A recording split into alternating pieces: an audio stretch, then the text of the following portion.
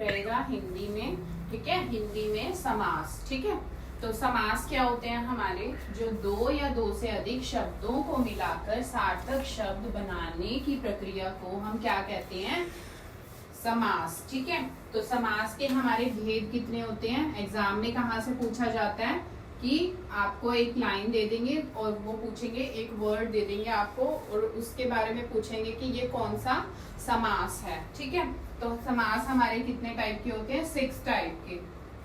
First one होता है हमारा अव्ययी भाव समास, नेक्स्ट होता है तत्पुरुष समास, थर्ड वन द्विगु समास, एंड फोर्थ वन द्वंद्व समास, एंड फिफ्थ वन बहुव्रीहि समास, एंड सिक्स्थ वन कर्मधारय समास। ठीक है, अब थोड़ा थोड़ा डिफरेंस अभी समझते हैं, फिर इसके बाद इनको डिटेल में डिस्कस करेंगे। ठीक है, अव्ययी भाव समास क्या होता है, अव्ययी भाव समास, सपोज हमने एक वर्ड लिया यथा शक्ति,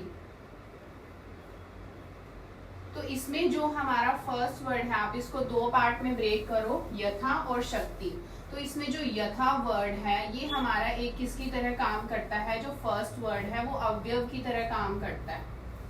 ठीक है, किसकी तरह काम करता है, अव्यय।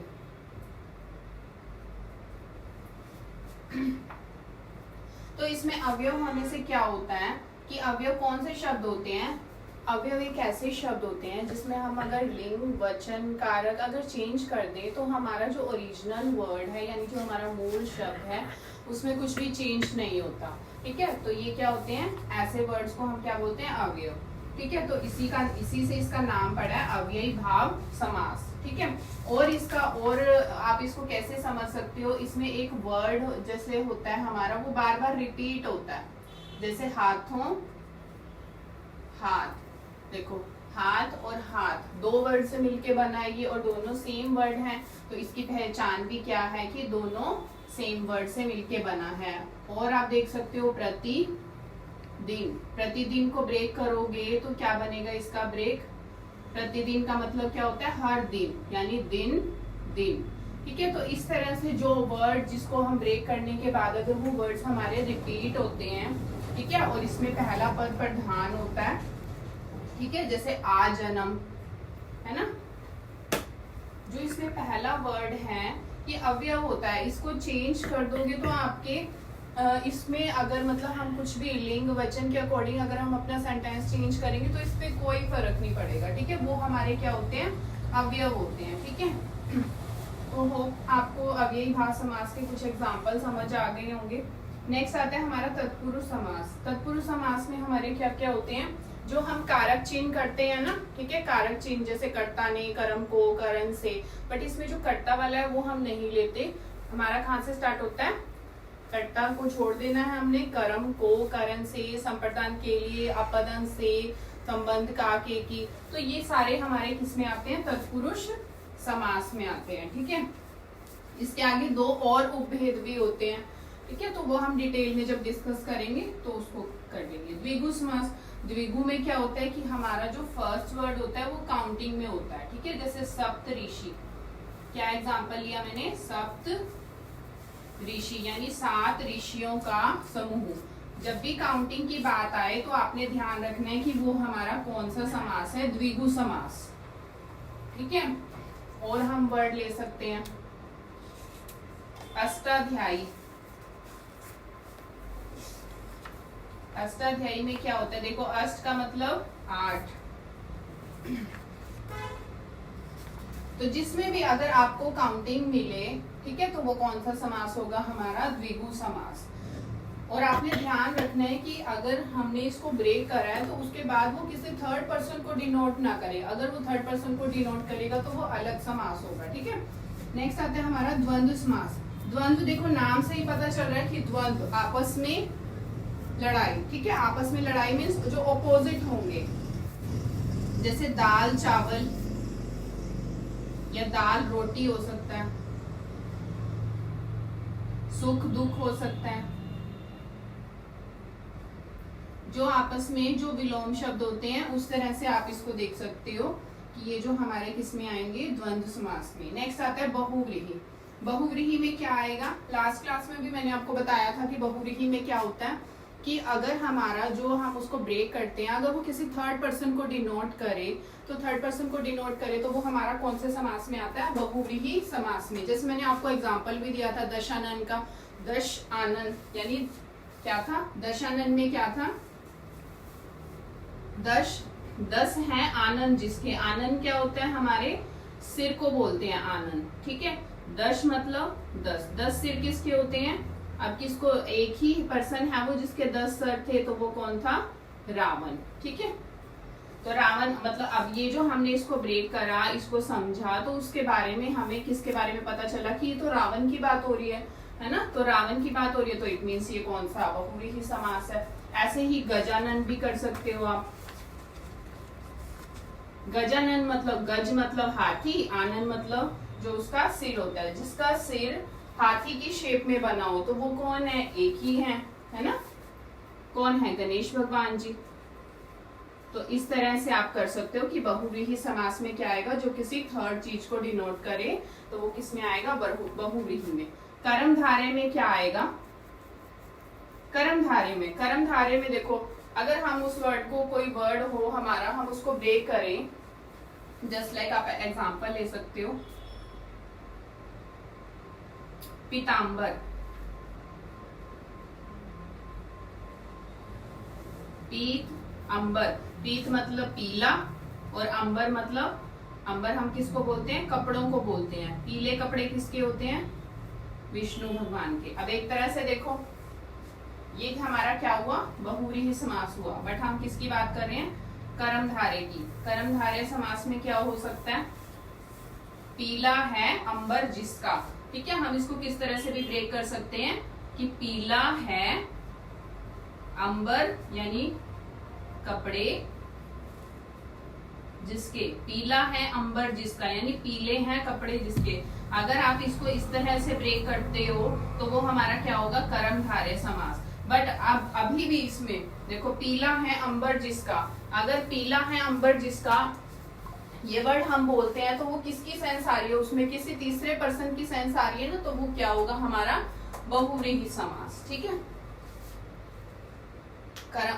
नेक्स्ट हम करते हैं, इनको डिटेल में डिस्कस करते हैं, ठीक है। आप वीडियो को कंटिन्यू रखिए। डिटेल में डिस्कस कर रहे हैं अव्ययी भाव समास को, ठीक है।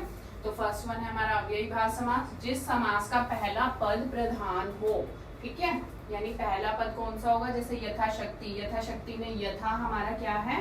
पहला पद ये है और दूसरा पद ये है, ठीक है। तो पहला पद प्रधान है। शक्ति हम अगर खाली वर्ड लिखेंगे कोई उसका मीनिंग बनेगा? शक्ति मीन्स तो पावर होता है, बट अगर हम इसके आगे यथा लगा देंगे तो यथा लगाने से क्या होगा? यथा लगाने से हमारा ये क्या बनेगा? यथाशक्ति मीन्स शक्ति के अनुसार, इसका एक मीनिंग बना, शक्ति के अनुसार, ठीक है। तो इस तरह से आपने समझना है कि अगर हमारे स्टार्टिंग में ये जो अवयव आ जाते हैं, अगर अवयव आते हैं तो इनसे क्या होता है? हमारा एक उसका मीनिंग बनता है वर्ड का, ठीक है। तो यथा विधि, यथा विधि को कैसे ब्रेक करोगे? विधि के अनुसार। नेक्स्ट देखो, हमने यहाँ पे पढ़ा था कि पहला पद प्रधान हो तथा शब्दों की पुनरुक्ति हो। पुनरुक्ति मतलब, पुनरुक्ति का मीनिंग क्या होता है? कि वो बार बार वर्ड आए, ठीक है, रिपीटिशन हो जिसमें। हाथों हाथ, हाथों हाथ का मतलब क्या है? हाथ हाथ, ठीक है। प्रतिदिन, प्रतिदिन का मतलब क्या होता है? दिन दिन। प्रतिदिन का मीनिंग क्या होगा? हर दिन। हर दिन को हम क्या बोलते हैं? दिन दिन, ठीक है। भर पेट, पेट भरकर, ठीक है। पेट अगर खाली लिखते तो पेट का तो कोई मीनिंग नहीं बनता इसमें, लेकिन अगर हमने भर लगा दिया तो भर पेट मतलब एक मीनिंगफुल वर्ड बन गया हमारा एक अवयव लगाने से, ठीक है। तो हमारा क्या बना? ये पूरा अव्ययी भाव समास बना, ठीक है। आजीवन, आजीवन का मतलब क्या होता है? जीवन भर।